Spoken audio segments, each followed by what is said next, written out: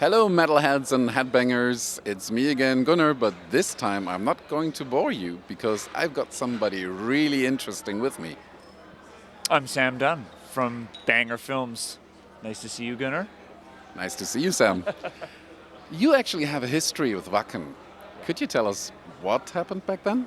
Yeah, well, the first time I came to Wacken was in 2004 when we filmed our first documentary, Metal Headbanger's Journey. And of course, we wanted to come here because even then, 12 years ago, it was the biggest metal festival on the planet. And we just thought it was the best place to come to kind of show the culture of metal, that there's something to it that's more than just music. And for a kid from a small town in Canada where I didn't grow up with metal festivals, I'll never forget the first time I walked out on the empty infield before the festival even started and I saw the size of the stages, and I got goosebumps, and I was like, this is absolutely incredible. Like, it hadn't even started and I was so excited. So it left a big impression, so I had to come back.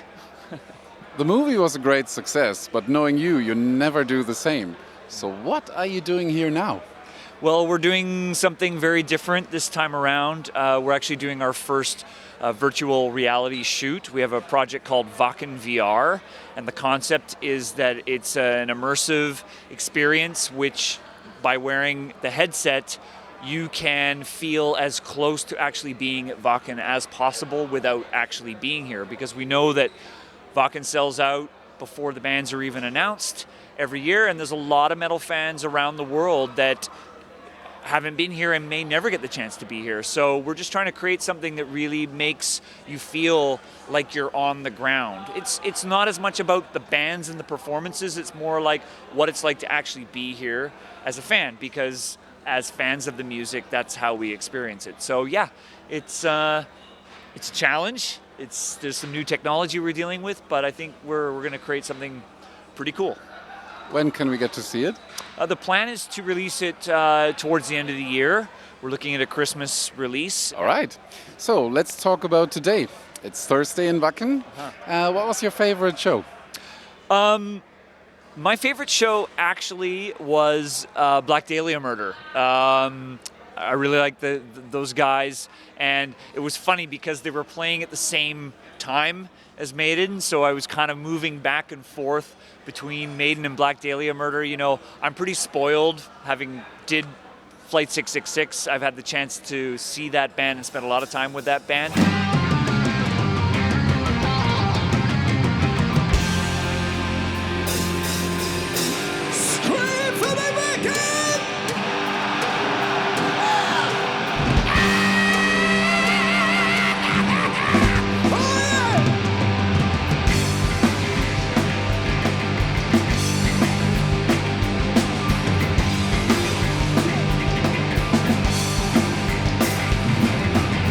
I thought it would be interesting to go into a different tent while one of the biggest bands in the world is playing, and there was like a tent full of people for Black Dahlia Murder, and I actually thought it was a really cool moment, and I think the band was very appreciative of it because they knew that like the Trooper was being played right next door, but the tent was full, and you know, I'm generally a fan of the more extreme end of the metal spectrum, so I think that was probably my highlight. You know, I also like extreme metal a lot, especially Marduk today, but to me, Maiden were brilliant, no question, but to me, Foreigner really did it.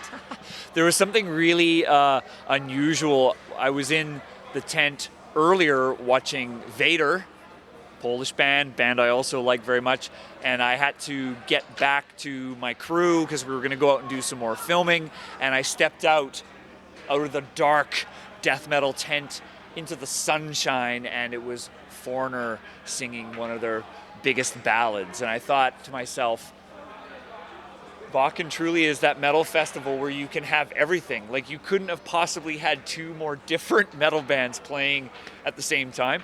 So I had a moment with Foreigner in the sunshine. Everyone was singing along. It was a beautiful moment. Yeah, it was kind of weird. There was like these heavy, big blokes, first row of Foreigners singing, I want to know what love... I know. It brings out the soft in all of us, especially coming out of the Vader tent. I was like, wow, okay, this is very, Wacken can have its gentle moments too, I suppose. I would say we kind of ignore today's weather. If that thing is not nice to us, we have no reason to be nice to it. Was okay the first half, second half, let's forget about it. Yeah. And well, I think we kind of wrapped it up. Your final words to this day?